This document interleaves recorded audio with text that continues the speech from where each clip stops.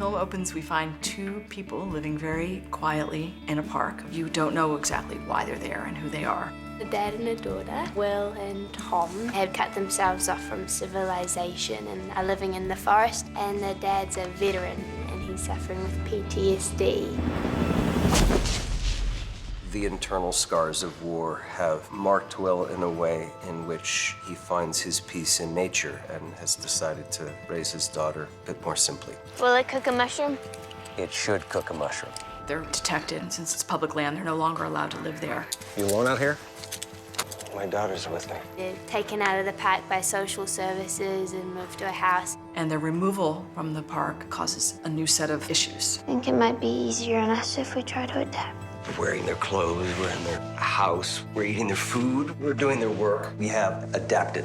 I am drawn to stories where people are not born into any kind of entitlement and privilege. They are working very hard to survive. It's not a crime to be unhoused, but it's illegal to live on public land. Winter Bond was the first time I was introduced to Debra's work, and I loved it. She's an intellect and interested in the human condition in a merciless way. She is always looking for the truest exchange.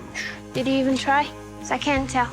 We've lost so much knowledge. Our ancient ancestors knew how to light a fire in the rain. They knew how to get water from many different sources. Dad, this wood is really good for feathering.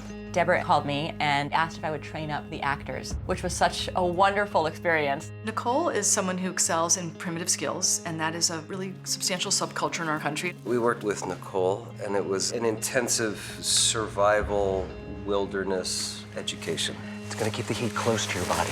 We were learning how to make fires and listening to bird signals and just kind of being alert. It's not a drill. They're soulful individuals who what they aspire for no longer fits with the mainstream. Your dad needs to provide you shelter and a place to live. He did. Non-conforming Americans will always be of deep interest because it takes so much to not conform. How did refusing a phone become a big deal in our culture? If he had a phone, he could have called you.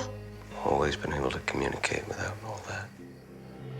We're so disconnected in this culture from nature, but it's not lost. It's just noisy. So, though Will and Tom certainly make a lot of mistakes, these are people searching for connection. Where's your home? With my dad. People are going to come out of that movie with opinions. There's going to be debate. Should we be living in harmony with nature? Should we be living in modern household? What does it mean to raise a child in a way that is acceptable? What I like for people that enjoy a story that I might put out in the world is to leave it asking questions.